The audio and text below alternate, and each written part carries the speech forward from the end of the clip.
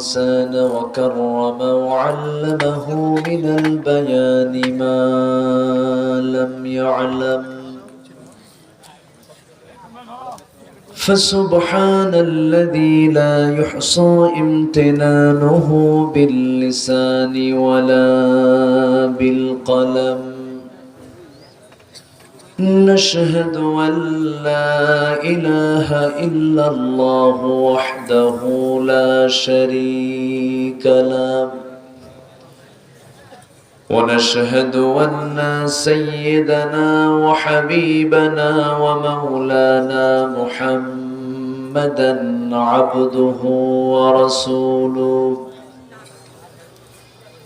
الذي أرسله بالحق بشيرا ونذيرا وداعيا إلى الله بإذنه وسراجا منيرا فقد قال الله تعالى في كلامه المجيد وفرقانه الحميد أعوذ بالله من الشيطان الرجيم بسم الله الرحمن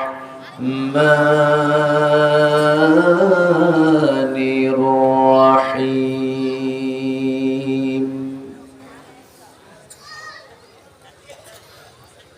إنما المؤمنون الذين آمنوا بالله ورسوله ثم لم يرتابوا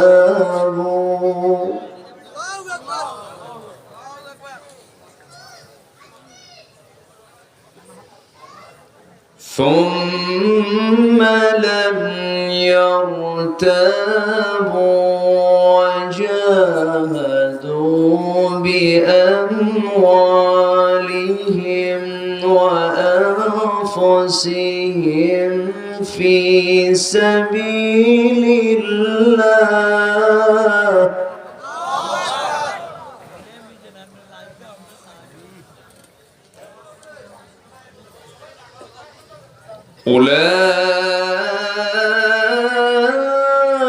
أولئك هم الصادقون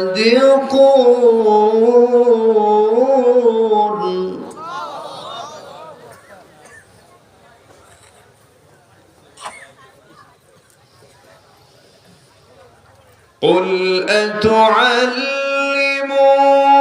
الله بدينكم والله يعلم ما في السماوات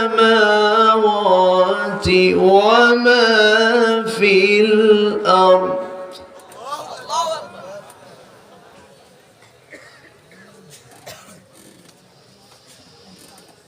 والله بكل شيء عليم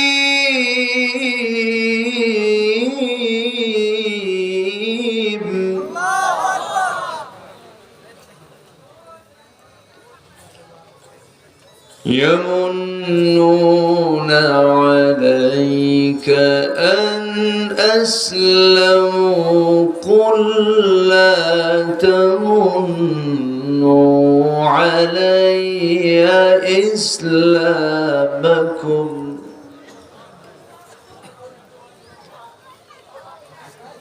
بل الله يمن عليكم أن هداكم للإيمان إن كنتم صادقين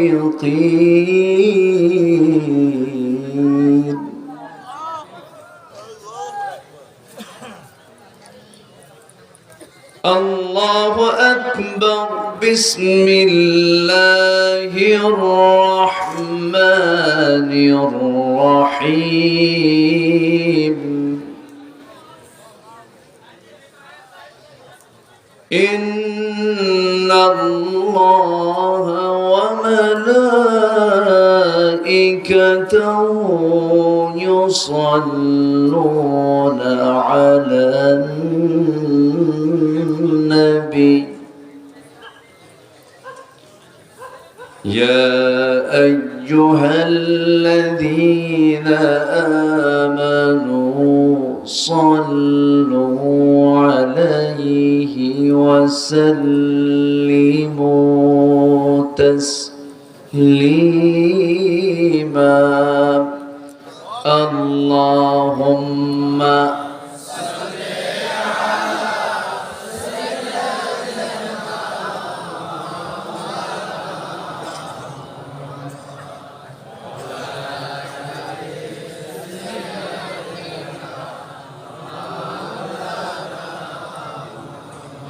একটু মহব্বত দিয়ে নবীর প্রেমে মাতোয়ারা হয়ে জবান খুলে আওয়াজ দিয়ে সবাই বলুন আল্লাহুম্মা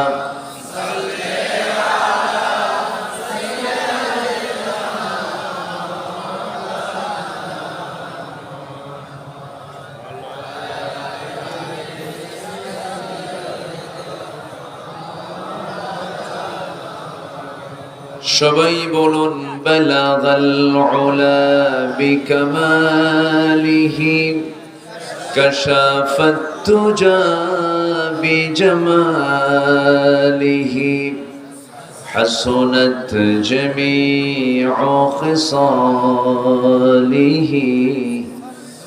সাল্লু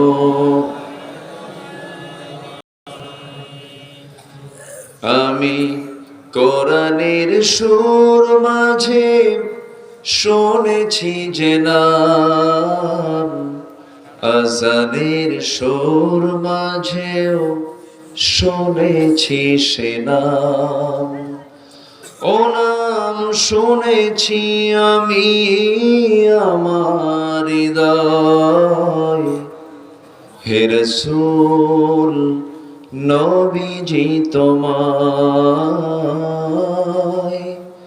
হে রাসূল নবীজি তোমায়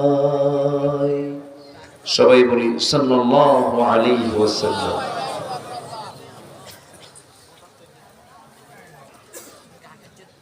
নোয়াখালী জেলার সেনবাগ উপজেলার পশ্চিম বীজবাগ এলাকাবাসীর উদ্যোগে আয়োজিত তাফসীরুল কোরআন মাহফিল 2025 মহৎ আয়োজনের সম্মানিত সুযোগ্য সভাপতি, আজকের মাহফিলের সম্মানিত প্রধান অতিথি, বিশিষ্ট সমাজসেবক, ইসলাম দরদি ব্যক্তিত্ব, মকবুল আহমেদ রিয়েল এস্টেট লিমিটেডের সম্মানিত এমডি, আমার বাম পাশে উপবিষ্ট জনাব তোফায়েল আহমেদ, আজকের মাহফিলের বরেণ্য অতিথিবৃন্দ, আমার ডান পাশে উপবিষ্ট আমার অত্যন্ত প্রিয় কাছের ভাই জনাব মাসুদ কোম্পানি, আজকের মাহফিলের বরেণ্য অতিথি আমার আগ দিয়ে কথা বলেছেন নবীপুর ফয়জিয়া সিনিয়র মাদ্রাসার সম্মানিত অধ্যক্ষ নন্দিত আলেমে দ্বীন, আমার অত্যন্ত কাছের আমার প্রিয় ভাই মাওলানা ইয়াসিন করিম হাফিজাহুল্লাহ, উপস্থিত হাজারাত উলামায়ে কেরাম, ফদলায়ে ইজম, সুশীল সমাজ, জাতির শ্রেষ্ঠ সন্তান শিক্ষক মণ্ডলী, জাতির বিবেক সাংবাদিক বৃন্দ, সামনে উপস্থিত দূরে কাছের বিভিন্ন স্থান থেকে ছুটে আসা কালিমার ঝান্ডাবাহী, তাওহীদের পতাকাবাহী, দ্বীন ইসলামের নরসারদুল বীর মুজাহিদ প্রাণ প্রিয় সম্মানিত দ্বীনি ভাইরা, আড়ালে বসে আছেন শ্রদ্ধেয়া সম্মানিতা মা বোনেরা, আলোচনার সূচনায় আনুষ্ঠানিকতার মধ্য দিয়ে আমার পক্ষ থেকে আবারও দিল খোলা সালাম, আসসালামু আলাইকুম ওয়া রাহমাতুল্লাহি ওয়া বারাকাতুহু। সবাই কেমন আছেন? আমাকে প্রশ্ন করলেন, আল্লাহ তাআলা আমাকে আপনার সাথেই তো রেখেছে, বলি আলহামদুলিল্লাহ। ওখানে কথা বলে কারা? পিছনে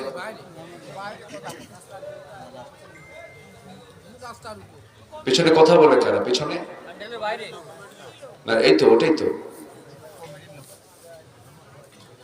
জি, কোনো আওয়াজ করা যাবে না তো। কোরআনের মাহফিলে কথা বলবে কয়জন বলেন তো? মসজিদে কথা বলবে কয়জন? বাজারে বাজারে জনে জনে, এদিকে বাজার তো। পিছনে যারা আছেন, কোরআনের সম্মান রক্ষার্থে কোন আওয়াজ যেন মঞ্চ পর্যন্ত না আসে। যদি কথা বলতে হয় আস্তে বলেন, কানে কানে বলেন, একটু খেয়াল করবো আমরা।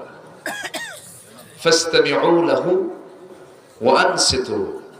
কোরআন শোনারও কিন্তু আল্লাহ পাক একটা আদব দিয়েছেন। কি, কোরআন শুনতে আসলে দুটো জিনিস ফলো করতে হবে। ফাসতামিউ লাহু, মনোযোগ দিয়ে শোনো, ওয়া আনসিতু, চুপ থাকো। শোনো এবং চুপ থাকো, এটা কার হুকুম? আল্লাহ।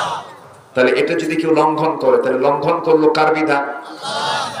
গুরুত্বপূর্ণ বিষয়। আসতে পেরেছি জান্নাতের টুকরায়, বসতে পেরেছি এমন একটি বরকতময় জায়গায়, শুকরিয়া আদায় করছি, বলছি আলহামদুলিল্লাহ। চিৎকার মেরে বলছি আল্লাহুম্মা ইন্নী আসআলুকা আল হুদা ওয়াত তুকা ওয়াল আফাফা ওয়াল গিনা। সবাই বলি আল্লাহুম্মা আইন্নি আলা যিকরিকা ওয়া শুকরিকা ওয়া হুসনি ইবাদাতিকা। আমরা আল্লাহ তাআলার শুকর আদায় করে নিলাম। আমার আগে যিনি কথা বলেছেন, অত্যন্ত চমকপ্রদ একটা আয়াতকে সামনে রেখে আমার নবীজির উপরে আনিত কিছু দায়িত্ব কি ছিল, 4টা কাজের উপরে তিনি কথা বলেছেন। এবং আজকের মাহফিলের যিনি অনারেবল চিফ গেস্ট, প্রধান অতিথি, অনেক মূল্যবান সময়, অনেক ব্যস্ত থাকেন, এসেছেন মূল্যবান সময়টাকে ছেড়ে দিয়ে, বহু কাজ ছেড়ে দিয়ে আপনাদের ডাকে সাড়া দিয়ে তিনি এসেছেন। 2 মিনিট কথা বলেছেন, কিন্তু 2 মিনিটে কিন্তু একটা ওয়াজ হয়ে গেছে। এই জাতি যদি শুধু ওই কথাটাই মানত, সৎ কাজের আদেশ দাও, অসৎ কাজের বাধা দাও, তো এটা কাজ করতে গেলে নিজে কি অসৎ থাকতে হবে না সৎ হতে হবে? ঠিক আছে না? বিশাল কথা এটা। উনি 2 লাইনে, চালাক মানুষ তো, বিচক্ষণ তো, ব্যবসায়ী না, মানে অনেকগুলো কথার মধ্যে কোন কথাটা বেশি দামি এটা উনি খুঁজে বের করেছেন, এক কথায় শেষ করে দিয়েছেন। আমরা ফলো করব। জোরে বলি ইনশাআল্লাহ, জোরে বলি ইনশাআল্লাহ। কিন্তু আমাদের তো ওয়াজ আর 2 মিনিট হয় না। আমার দেশে কোন আলোচক যদি 2 মিনিট কথা বলে, বলেন তো কি শুরু হবে? বলেন তো, গন্ডগোল শুরু হয়ে যায়। এখন আমাদের মানে মিনিমাম তো একটা সময় পার করতেই হবে। তা আমি যতক্ষণ আছি সবাইকে আমাকে সময় দিতে রাজি আছেন? কারো কোনো সমস্যা নাই তো? জোরে বলি ইনশাআল্লাহ। এই ভাইয়ের সাথে না হলেও 10-12 বছরের সম্পর্ক, বহুদিন আগের থেকে পরিচয়, আলহামদুলিল্লাহ। আমার ইয়াসিন করিম ভাই, তার মাহফিল আজ থেকে আরো 12 বছর আগে এসেছে। মুসাফিরের মাহফিল এই নগণ্য গোলামকে দিয়ে শুরু হয়েছিল, এখন তো বন্ধ হয়ে গেছে। বন্ধ ছিল, এবার হয়তোবা আমাকে বলেছিলেন চালু হবে আস্তে আস্তে। প্যারেড ময়দানের মাহফিল ওপেন হচ্ছে 18 বছর পরে। আমি একদিন থাকবো সেখানে ইনশাআল্লাহ। সিলেট আলিয়া মাদ্রাসার মাহফিল আগামী 9 জানুয়ারি আমার সেদিন প্রোগ্রাম আছে, সেটাও শুরু হয়ে যাচ্ছে। মন্দ তো বন্ধ হবে, ভালো চালু হবে। 16 বছর মন্দকে তারা চালু করতে চেয়েছিল, কিন্তু মন্দ চালু করতে গিয়ে তারাই বন্ধ হয়ে গেছে, ঠিক কিনা? মন্দ কখনো চালু হতে পারে না, মন্দ বন্ধ হবে, ঠিক কিনা? তো যাই হোক, আবার আসতে পেরেছে আপনাদের এই এলাকায়। আমি খুবই আনন্দিত, আমার কাছে খুব ভালো লাগছে। আমি খুব তৃপ্তি নিয়ে আমি কথাগুলো বলতেছি। আপনি ভালো আছেন তো নাকি? আপনার মনে কোনো কষ্ট নাই তো? বলি আলহামদুলিল্লাহ। সম্মানিত ভাইয়েরা, আমরা দুনিয়াটাকে সাজাতে চাই, কিন্তু দুনিয়াটা বড় নিষ্ঠুর। সাজাতে চাইতে চাইতে সাজাতে সাজাতেই আমাকে লাথি মেরে বের করে দেয়, কি ঠিক কিনা বলেন? এই দুনিয়া আমরা কত সাজানোর জন্য চেষ্টা করি, সাজানো বাগান, সাজানো ব্যবসা, সাজানো ঘর, কত প্ল্যান, কত পরিকল্পনা, কিন্তু দুনিয়াটা এতটাই নিষ্ঠুর যে আমাকে থাকতেই দেয় না, আমাকে বের করে দেয়। মরে গেলাম 24 ঘন্টার ভিতরে সব ঝড় তোলে, তাড়াতাড়ি কবরে পাঠাও। কোথায় পাঠাও? কবরে পাঠাও। তাহলে আমরা কি সাজাবো, দুনিয়া না আখিরাত? বলেন কি সাজাবো আমরা? তো দুনিয়া দরকার নেই, হ্যাঁ? দুনিয়া দরকার নেই, আছে, দুনিয়াও লাগবে। দুনিয়া দিয়েই তো আখিরাত সাজাতে হবে। দুনিয়া ছাড়া কি চলে? বউ ছাড়া চলে? দেখেন আস্তে আস্তে মনে সব ফেরেশতা বসে আছে, ফেরেশতার তো বউ নাই, বউ ছাড়া চলে? বলেন চলে না। ও যুবকরা একটু টেনশনে আছে, বুঝলি? আমরা তো আর জোরে বলতে পারি না। জি, দুনিয়া লাগে। আল্লাহ রাব্বুল আলামিন বলেন, زين للناس حب الشهوات من النساء والبنين والقناطير المقنطرة من الذهب والفضة والخيل المسومة والأنعام والحرث ذلك متاع الحياة الدنيا والله عنده حسن المآب। জোরে বলুন আল্লাহু আকবার।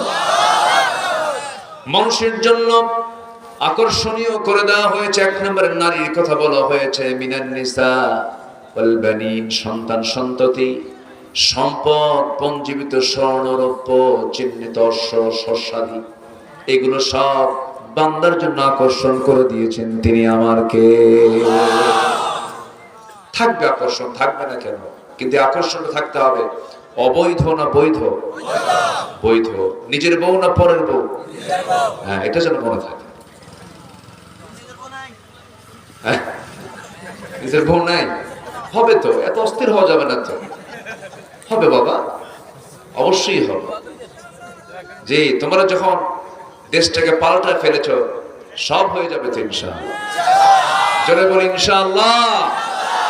আমি ভাবছিলাম যুবকরা মনে হয় এই ডিভাইস, তারপর অসৎ নেতৃত্ব, মাদক, ফ্রি ফায়ার, পাবজি, ক্যাসিনো, এগুলো পায়া মনে হয় যুবকরা শেষ হয়ে গেছে। না, জাতে মাতাল, তালে ঠিক, একদম জায়গা মতো গোল দিয়ে দিয়েছে, ঠিক কিনা? জায়গা মতো গোল দিয়েছে। শুধু এখন দরকার কি জানো? এই যে ওনার কথা, সৎ হও, সৎ কাজের আদেশ দাও, সৎ হয়ে অসৎ কাজের বিরুদ্ধে বাধার প্রাচীর হয়ে দাঁড়িয়ে যাও। আগামীর বাংলাদেশ হয়ে যাবে একটি, গোটা পৃথিবীর ভিতরে একটা আদর্শ দেশে রূপান্তরিত হবে ইনশাআল্লাহ। কিন্তু আগে নিজে কি হতে হবে? সৎ। যুবকরা থাকো, আমি তোমাদেরকে নিয়ে আজকে কিছু কথা বলবো। মাহফিলে তো এখন যুবকরাই বেশি আসে, আলহামদুলিল্লাহ, আলহামদুলিল্লাহ। এটা ইতিবাচক দিক, তো এটা ভালো। সম্মানিত বন্ধুগণ, তাহলে আমরা প্রস্তুতি নেব আমরা দুনিয়ার না আখিরাতের? বলুন, দুনিয়ার না আখিরাতের? আখিরাতের প্রস্তুতি আমরা নেব। আখিরাতের প্রস্তুতির জন্য দরকার কোন কিতাব? কোন কিতাব দরকার? এই কিতাবটা দরকার। দুনিয়াও সাজাতে হবে, দুনিয়াও চাইতে হবে, কিন্তু বৈধ পথে না অবৈধ পথে? আল্লাহ একটা দোয়া শিখিয়ে দিয়েছেন, যারা পারেন ঠোঁট মিলিয়ে বলুন। খুব কমন দোয়া, ঘরের দোয়া, মুখের দোয়া, সব সময়ের দোয়া। আল্লাহ রাব্বুল আলামিন বলেন, রব্বানা আতিনা ফিদ দুনিয়া হাসানাতাও ওয়া ফিল আখিরাতি হাসানাতাও ওয়া কিনা আযাবান নার ওয়াজআলনাল জান্নাতা মাআল আবরার। জোরে বলুন আল্লাহু আকবার। দুনিয়া চাইতে হবে না? দুনিয়াও চাইতে হবে। আল্লাহ, দুনিয়ার কল্যাণ তুমি আমাকে দাও, আমাকে সৎ ব্যবসা বের করে দাও, সৎ পেশা বের করে দাও, সৎ চিন্তার দ্বারা যেন চলতে পারি এমন চিন্তার পথ আমাকে খুলে দাও। আল্লাহ, আমি যেন তোমার অনুগত বান্দা হতে পারি এমন সুন্দর করে চলার তৌফিক দিয়ে দাও। চাইতে হবে কার কাছে? আল্লাহর কাছে। সম্মানিত ভাইরা, আখিরাতের পুঁজির জন্য সবচেয়ে বড় যে জিনিসটা সেটা হলো 1 নম্বর পুঁজি। 15টা বিষয় নিয়ে 15টা বিষয় যদি আমার মধ্যে চলে আসে তাহলে ভাববো যে আমাদের প্রস্তুতি মোটামুটি হয়েছে। এর মধ্যে 1 নম্বর পুঁজি হলো ঈমান। 1 নম্বর পুঁজি কি? ঈমান। ঈমান আছে না আমাদের? নামাজ না পড়ি ঈমান তো আছে। এরকম কিন্তু বহু আছে আমার দেশে। মাত্র 5% মুসলমান এই দেশে নামাজ পড়ে, মাত্র 5%। আর বাকি 95% নামাজের খবরই নেই, খালি বিড়ি খায়। কি খায়? বিড়ি খায়। এই জাতির বিড়ি খাওয়া দেখে মনে হয় কি জানেন? জাতীয় খাবারই বিড়ি। এত বিড়ি খায়। আমি কি ভুল বলছি? শীতে তা কমে না বাড়ে? শীতের ভিতরে তা কমে না বাড়ে? ও খেলে নাকি শীত একটু কম না। কোন নেশা করা যাবে না, কোন ধুম ধুম দরকার নেই, ধূমপান দরকার নেই, টানাটানিও দরকার নেই, ঢালাঢালিও দরকার নেই। আল্লাহ সকল নেশা থেকে জাতিকে হেফাজত করুন। জোরে বলি আমিন। আবার মাহফিল এসে বলে, হুজুর বিড়ি খাওয়া কি জায়েজ আছে? উনি জায়েজের চেষ্টায় আছে। খায় তো খাই, আবার জায়েজের চেষ্টায় থাকে। আপনি নিজেই বলতে পারবেন যে বিড়ি খাওয়াটা আপনার জন্য জায়েজ না না জায়েজ। আপনি নিজের বিবেক বলবে আপনার। ওয়ালা তুলকু বিআইদিকুম ইলা তাহলুকা, নিজকে তুমি ধ্বংসের দিকে ঠেলে দিও না। কার কথা? বিড়ি খেলে কি রহমতের দিকে যায় না ধ্বংসের দিকে যায়? লাঞ্চ নষ্ট হয়ে যায়। জিকির করবেন কেমনে, শ্বাস নেবেন কেমনে, ও তো অকেজ হয়ে যায়। আমরা কোন নেশার দিকে যাব না। পান খান, পানের রস আপনি খেতে পারেন, পানের স্টমাক হজমে ভালো থাকে, কিন্তু পানের সাথে আবার হাকিমপুরি রহমতুল্লাহ আলাইহি কেন? হ্যাঁ, এখানে কথা আছে। আমি মনে হয় কষ্ট দিচ্ছি আপনাদের না? ইমানদার তো এগুলো হবে না। ইমানদার তার উন্নত জীবন হবে। কি জীবন হবে বলেন তো? বিড়ি খাওয়া কোন উন্নত জীবন বলেন? ধ্বংসের জীবন। এত বিড়ি খায়, বাথরুমেও খায়, রাত 3টার দিকে ঘুম ধরে না তাও খায়। জন্মই হয়েছে বিড়ি খাওয়ার জন্য। আমার বুকটা ফেটে যায় জানেন এগুলো দৃশ্য দেখে। আরে মানুষের দামটা কত! জোরে কোন সুবহানাল্লাহ। কত দাম মানুষের। আমার বন্ধুগণ, এখানে যারা বসে আছি সবাই হয়তো বলে ফেলছে আমি ইমানদার, কিন্তু সাহাবে কেরামদের জীবনের দিকে তাকায় দেখেন, দুনিয়াতেই তারা জান্নাতের সংবাদ পেয়েছেন। সাইয়েদনা ওমর, নাম শোনেন নাই? কয় নাম্বার খলিফা বলেন? কয় নাম্বার? অনেকদিন আগে এক মাহফিলে বললাম, ওমর ফারুককে চিনেন কে? সামনে থেকে এক ছেলে দাঁড়ায় বলে, হুজুর আমি চিনি। কে? আমাদের বাড়ির দোতলায় ভাড়া থাকে। বললাম তুমি 100-তে 100 পাইছো, তোমার এলেম যতদূর তোমার উত্তরও তত দূর পর্যন্ত। এই ওমর সে ওমর না। আল্লাহু আকবার। জান্নাতের সংবাদ পাওয়া সাহাবী, তার সামনে একটা হাদিস বর্ণনা করেছেন এক সাহাবী, মিসকাল হাববাতিন মিন কিবার, যাররা পরিমাণ অহংকার যার মধ্যে থাকবে সে জান্নাত পাবে না। এই হাদিস শোনা মাত্রই তিনি জমিনে লুটিয়ে পড়লেন, গোটা শরীর তিনি ধুলা দিয়ে মাখায় ফেললেন। ওমর, তোমার অহংকার হয়ে গেছে, তুমি খলিফা, তোমাকে সম্রাট বলে, এই বলে তিনি কাঁদতেছেন। আল্লাহু আকবার। কাঁদতে কাঁদতে অস্থির হয়ে এক পর্যায়ে দুহাত আকাশমুখী তুলে আল্লাহর দরবারে দোয়া করছেন, আয় রাব্বুল আলামিন, আমার তো মনে হয় গোটা দুনিয়ার সকল মানুষকে তুমি যদি জান্নাত দিয়া দাও, আর একটা বান্দার জন্য যদি জাহান্নাম বরাদ্দ করো, আমার মনে হয় সেই জাহান্নাম বরাদ্দ করার লোকটা আমি ওমর ছাড়া আর কেউ হবে না। চিন্তা করা যায়। আর আমরা নামাজ না পড়ে আমার কি ঈমান নাই? আমার বন্ধুগণ, ঈমান ভালো করে আনতে হবে, সন্দেহ মুক্ত ঈমান আনতে হবে। সন্দেহ মুক্ত ঈমান আনার জন্য শর্ত হলো কোন কিতাবের সঙ্গে সম্পর্ক রাখা। যার সঙ্গে কোরআনের সম্পর্ক বেশি তার সঙ্গে আল্লাহর সম্পর্ক বেশি, যার সঙ্গে কোরআনের সম্পর্ক নাই তার সঙ্গে আল্লাহর তেমন কোনো সম্পর্ক নাই। কোরআনকে গাইডলাইন বানাতে হবে, কোরআনকে পকেট ডায়েরি বানাতে হবে। কোন সমস্যায় পড়ে গেছি, কোরআন খুলে ফেলবো, কোরআন তুমি কি বলেছো ফলো করতে হবে। এই কিতাব তেমন একটা কিতাব যা পৃথিবীর সব তথ্য এই কিতাবে পাওয়া যায়। জোরে বলি সুবহানাল্লাহ। আজকে নোয়াখালীর আকাশে কি সূর্য ছিল? সূর্য কই গেছে? আরে সূর্য ছিল তো, কিন্তু ঢেকে ফেলেছে কি বলেন তো? মেঘ, কুয়াশা ঢেকে ফেলেছে। কিছু কিছু জায়গায় হালকা বৃষ্টিও হয়েছে। এই যে বৃষ্টি, মেঘ, আকাশে মেঘ হয়, বৃষ্টি আসে, শতাব্দীর পর শতাব্দী মানুষ স্টাডি করেছে, রহস্য বের করতে পারে না। 19-20 শতকে এসে সে রহস্য চমৎকার ভাবে উদ্ঘাটন করতে পেরেছে বিজ্ঞান। আজকের এই বিজ্ঞান তারা গবেষণা করে বের করেছে বৃষ্টির জন্য প্রথমে বায়ুর প্রবাহ। প্রথমে কি আসে বলেন তো? বায়ুর প্রবাহ। এরপর মেঘের স্তূপীকরণ। সেই ঘনীভবন থেকে বৃষ্টির মূল রহস্য উন্মোচিত হয়। আশ্চর্যের কথা, এটা বিজ্ঞান হালে বলল, আর কোরআন এই কথা বলে দিয়েছে 1500 বছর আগে। জোরে বলে সুবহানাল্লাহ। বৃষ্টির জন্য প্রথমে হলো বায়ুর প্রবাহ। এই তথ্য বিজ্ঞান হালে প্রমাণ করেছে, আর কোরআন বলছে 1500 বছর আগে। আল্লাহ রাব্বুল আলামিন বলেন, আল্লাহুল্লাযী ইউরসিলুর রিয়াহা ফাতুসীরু সাহাবান ফায়াবসুতুহু ফিস সামাই কাইফা ইয়াশাউ ওয়া ইয়াজআলুহু কিসাফান ফাতারাল ওয়াদাক ইয়াখরুজু মিন খিলালিহি فإذا أصاب به من يشاء من عباده إذا هم يستبشرون جرب الله أكبر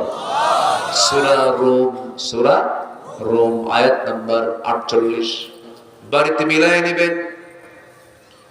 আল্লাহ রাব্বুল আলামিন বলেন, তিনি তো সেই আল্লাহ যিনি বায়ু প্রেরণ করেন, এরপর মেঘমালাকে তার সঞ্চারিত করে, এরপর তিনি মেঘমালাকে যেভাবে ইচ্ছা সেইভাবে আকাশে ছড়িয়ে দেন। চিন্তা করুন, এই তথ্য বিজ্ঞান কি প্রমাণ করেছে না কোরআন থেকে ধার নিয়েছে? ধারই তো নিয়েছে। আবার এই মেঘমালাগুলো সৃষ্টি করেছেন পৃথিবীর পানি থেকে। এই পানিটা বাষ্পীয় আকারে তুলেছেন তিনি আমার কে? পৃথিবীর সকল টেকনোলজি এক জায়গায় করে যদি চেষ্টা চালায়, এই পানি চক্র আকারে পানিকে বাষ্পীয় আকারে উত্থিত করার জন্য যদি চেষ্টা করে, কিয়ামত হয়ে যাবে। কেউ কি পারবে? পারবে। নোয়াখালীর খাল বিলের পচা পানি, আবার পঞ্চগড়ের ওই তেতুলিয়া, কোন বিল, কোন ঝিল, কোন পুষ্করিণীর সেই পচা নর্দমার পানিগুলো আল্লাহ রাব্বুল আলামিন তুলে নেন। আবার পানির উৎস হলো সমুদ্র, সমুদ্রের পানিগুলো মিঠা না লবণ? লবণ পানি। এই যে লবণ পানি, পচা পানিগুলো যখন বাষ্প আকারে তুলে নেন, ওই রকমই তোলেন না ফিল্টারিং করেন? মেশিন কই? দেখা যায়, দেখা যায়, দেখা যায়। কে কে করেন, কে করেন, কে করেন? আল্লাহ করেন। কিয়ামত পর্যন্ত বান্দা চেষ্টা করে পারবে না সেই পানিগুলো আল্লাহ রাব্বুল আলামিন আকাশে উঠায় নেন, বৃষ্টি নাজিলের জন্য সেই পরিমাণ পানি তুলে নেন, যে পরিমাণ পানিগুলা, যে পরিমাণ পানি বৃষ্টি আকারে নাজিল করেন। কমও তোলেন না, বেশিও তোলেন না। বেশি তুললে পরে বন্যা, বেশি তুললে কি হবে? সব তো শেষ হয়ে যাবে। আল্লাহু আকবার বলবেন না? আল্লাহ রাব্বুল আলামিন সূরা যুখরুফের ভিতরে বলছেন, সূরা যুখরুফের 11, আল্লাহ রাব্বুল আলামিন বলেন, ওয়াল্লাযী নাযালা মিনাস সামাই মাআন বিকদরিন ফাআনশারনা বিহি বালদাতাম মাইতান কাযালিকা তুখরাজুন। জোরে বলুন আল্লাহু আকবার। তিনি আসমান থেকে, তিনি সেই রব যিনি আসমান থেকে সুপরিমিত পানি বর্ষণ করেন, বেশি করেন না, যা তোলেন তাই বর্ষণ করেন। জোরে বলে সুবহানাল্লাহ। আমার বন্ধুগণ, বিজ্ঞান প্রমাণ করতেছে প্রতি সেকেন্ডে এই ভূপৃষ্ঠ থেকে প্রায় 16 মিলিয়ন টন পানি বাষ্প হয়। 16 মিলিয়ন টন। কেউ তো সুবহানাল্লাহ বললেন না?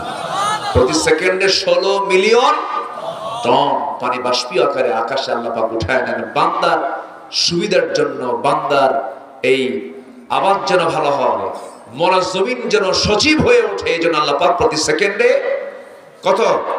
16 মিলিয়ন টন পানি আল্লাহ পাক আকাশে উঠায় নেন, যা প্রতি বছরে এর পরিমাণ দাঁড়ায় হলো 513 ট্রিলিয়ন টনে। 513 ট্রিলিয়ন টন এই পরিমাণ পানি আল্লাহ তাআলা ভূপৃষ্ঠ থেকে উপরে উঠায়া গোটা জমিনটাকে আল্লাহ পাক সবুজ শ্যামলে রূপান্তর করেন বৃষ্টি নাজিরের মধ্য দিয়ে। জোরে বলেন সুবহানাল্লাহ। আমার দেশের আরেকটা নাম হলো সবুজ। আমার দেশের আরেকটা নাম কি? সবুজ। আরব কি সবুজ? আরব সবুজ? আহারে, কাতার গিয়েছিলাম 2 বছর আগে। তো কাতারে গিয়ে একটা এলাকা দেখলাম এরা গ্রিন জোন করেছে, সবুজায়ন করেছে। তো বললাম, এই মরু অঞ্চলে আবার সবুজ হলো কেমনে? একজনকে প্রশ্ন করলাম, ভাই এত গাছ হলো কেমনে? হুজুর নিচের দিকে চায় দেখেন, স্যালাইন লাগানো। কি লাগানো? স্যালাইন, বুঝলেন তো? হ্যাঁ, পানির লাইন লাগায় রাখছে। উপায় নাই, তাছাড়া বাঁচবেই না। আবার ওই গাছগুলোকে বাঁচানোর জন্য আবার হেলিকপ্টার দিয়ে প্রত্যেক দিন উপর থেকে ঝর্ণার মতো করে পানি ঢালায়, পানি ওই গাছের উপরে ছেড়ে দেয় যেন গাছটা যেন না মরে। আর আমার দেশের গাছ গাছালিগুলো সারা বছর কোনো কিছুই করা লাগে না, এমনি মানুষ পায়খানা করে সেখান থেকেও গাছ হয়। কেউ তো আলহামদুলিল্লাহ করে? যেরকম আলহামদুলিল্লাহ। এই হয় না, হয় না, গাছ হয় না? গ্রামের মানুষ তো জানার কথা, হয়ে যায়। পেয়ারা গাছ হয়, হ্যাঁ, সবগুলোর হজম হয়, কিন্তু বিচে হজম হয় না, ওখান থেকে গাছ হয়ে যায়। এত বরকত এই মাটির। আল্লাহু আকবার বলবেন না? জি, নোয়াখালীতে ওয়াজ করে খুব মজা পাই আমি। যদি অযোগ্য কোনো লোক যদি নোয়াখালী আসে, ধরা খাবে। নোয়াখালী কঠিন জিনিস, আলহামদুলিল্লাহ, তাই না? এখানে যোগ্যতার বিকল্প নেই। গোটা দেশের আলেমদের নেতৃত্ব দেয় এই নোয়াখালী। কেউ তো আলহামদুলিল্লাহ করলেন না? গোটা দেশ চালায় নোয়াখালীর আলেমরা। বিশাল ব্যাপার কিন্তু এটা। এর মধ্যে আবার 2-একটা আবু জেহেলও আছে। আসতে বলবেন না? আছে না? নাই? 16 বছর ওয়াজ করছে, 16 বছর। ওয়াজের কোনো সাবজেক্ট নাই, যা মনে আসে তাই করে। খালি কয় খেলা হবে।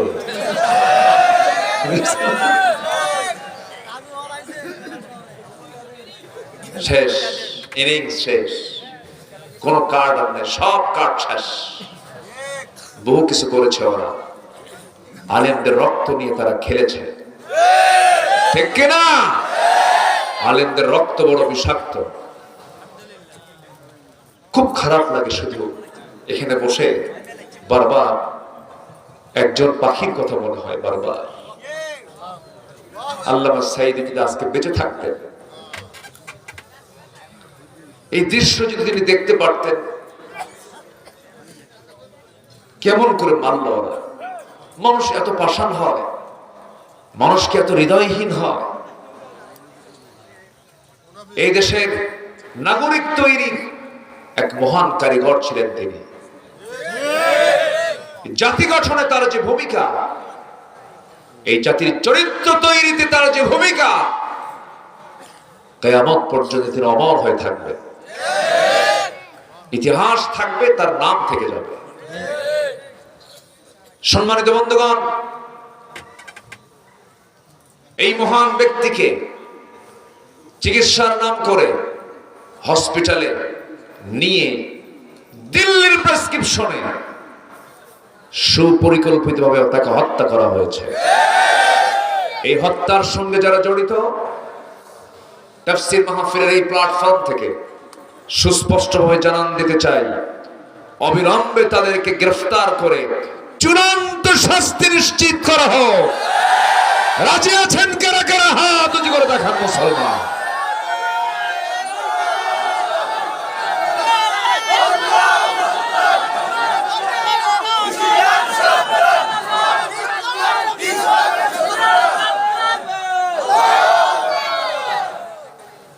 উনি কিন্তু পালান নাই। 2009 সাল আমার জীবনের প্রথম হজ, 2009 সালে। আর আল্লামা সাঈদী রাহিমাহুল্লাহর জীবনের শেষ হজ। উনি আর এরপরে হজে যেতে পারেন নাই। যাবেন কেমনে? ওনাকে তো গ্রেফতার করে রেখেছে। রয়্যাল গেস্ট হয়ে 2009 তার শেষ হজ ছিল, রয়্যাল গেস্ট হয়ে গিয়েছিলেন। আমি গিয়েছিলাম। তো হুজুরকে প্রশ্ন করা হলো, প্রস্তাব দেওয়া হলো, হুজুর দেশের অবস্থা খুব খারাপ, দেশে যাবেন না, এখন মামলা হচ্ছে, ট্রাইব্যুনাল গঠন হচ্ছে, আপনি এখানেই নাগরিকত্ব পেয়ে যাবেন, আপনি এখানেই থাকেন, আপনার জন্য এখানে নিরাপদ। উনি মুস্কে হাসি মেরে বললেন, সাঈদী পালায় থাকে না, সাঈদী জনগণের, সাঈদী সবার। আমার দেশ, আমার জাতি, আমার জনগণ মজলুম হবে আর আমি আরামে বিদেশে থাকবো, এই চরিত্র আল্লাহ রাসূল আমাকে শেখান নাই। বীরের বেশে ফিরে এসেছেন। ইতিহাস তো অনেকে জানেন না এগুলো। ঢুকেছেন জেলখানায়, থেকেছেন 13 বছর, মাথা নত করেননি কারো কাছে। মাথা নত করেছেন? ওনার চেহারায় কি কখনো কান্না দেখেছেন? শেষ বিদায়ের সময় তিনি কেঁদেছেন না হেসেছেন? হেসেছেন। আমরা কেঁদেছি, এটাই তো জীবন। আলহামদুলিল্লাহ। সম্মানিত ভাইরা, বহু কথা জমা হয়ে আছে, একটু একটু করে বলছি। এক রাত তো, আমাকে সময় দিচ্ছেন তো নাকি? ইনশাআল্লাহ। আখিরাতের প্রস্তুতির জন্য আমরা 15টা কাজ শিখে যাব। কয়টা কাজ? 15টা। এক নম্বর হলো ঈমান আনবো। ভেজাল না নির্ভেজাল? বলেন, ভেজাল না নির্ভেজাল? নির্ভেজাল ঈমান আমরা আনবো। ঈমানের মধ্যে যেন কোনো গলতি না থাকে, সন্দেহ মুক্ত ঈমান আনবো। দেখেন আল্লাহর কি নিয়ামত, দেখেন এই বৃষ্টি কে নাজিল করেন বলেন তো? যদি বেশি বৃষ্টি আসতো অথবা কম বৃষ্টি যদি হতো, কত সমস্যা হতো। গ্রাউন্ড ওয়াটার লেভেল ক্রমশ নিচে নেমে যেত। সাস্টেইনেবল ওয়াটার ম্যানেজমেন্ট চ্যালেঞ্জের মুখে পড়তো। ভূগর্ভস্থ পানির স্তর কমে গেলে agricultural productivity, urban water supply ব্যাপক সংকটে পড়ে যেত।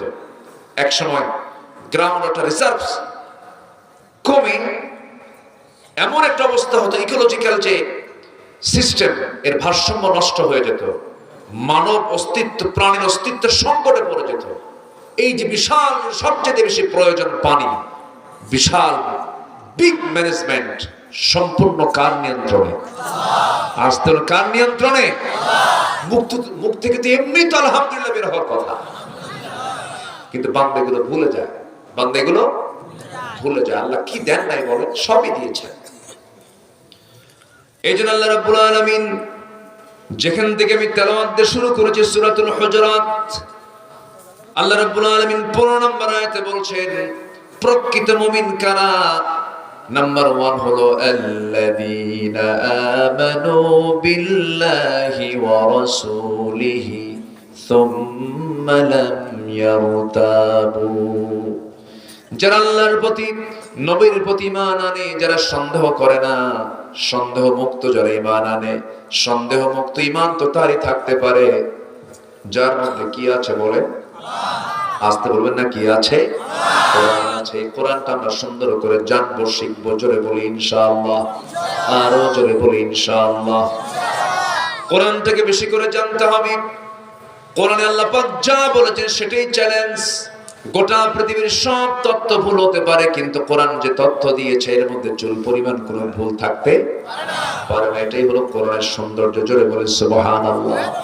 আল্লাহ রাব্বুল আলামিন কোরআনে বহু দৃষ্টান্ত দিয়েছেন, বহু তথ্য দিয়েছেন। কোন তথ্যে কোনোদিন ভুল খুঁজে পাওয়া যাবে না। মশার কথা কোরআনে আছে না নাই? মশা কি আছে না? মশার কথা আল্লাহ পাক মশার নাম কোরআনে নিলেন। কাফের মুশরিকরা কয় তোমার আল্লাহর কাম নাই কাজ নাই, মশার নাম কোরআনে আছে। বলছে না? আল্লাহ রাব্বুল আলামিন বলেন ইন্নাল্লাহা লা ইস্তাহি আন ইয়াদরিবা মাসালান মা বাউদাতান ফামা ফাওকাহা ফাআম্মাল্লাযীনা আমানু ফায়া'লামুনা আন্নাহুল হাক্কু মির রাব্বিহিম وأما الذين كفروا فيقولون ماذا أراد الله بهذا مثلا يضل به كثيرا ويهدي به كثيرا وما يضل به إلا الفاسقين جرب الله أكبر سورة البقرة আয়াত নাম্বার 26। আয়াত নাম্বার 26। আমার বন্ধুগণ, আল্লাহ মশার উদাহরণ কেন দিলেন? এই মশা থেকে কয়েকটা শিক্ষা আমরা নিতে পারি। দেখেন, মশা যত খায় বেশি, যত রক্ত খাবে তার হায়াত কমে না বাড়ে? বলেন বলেন বলেন। যত বেশি খায় তার হায়াত তত কমে যায়। দুনিয়ার জালিম নেতাদের মতো যত খায় তাদের হায়াত তত কমে নাই? ফুট্টু শব্দ শুনে চলে গেছে। দেখেন উদাহরণটা আল্লাহ, দেখেন কত আগের দেওয়া। মশার সাথে মিল আছে না নাই? খাইছিল, খায়া আর বের হতে পারতেছে না। একটা গ্রুপের মালিক, একটা গ্রুপের মালিক চিন্তা করে লজ্জায় মাথা নিচু হয়ে যায়। মাথা সাদা চুল, মুখের সাদা দাড়ি, ধবধবা সাদা দাড়ি, চেহারাটাও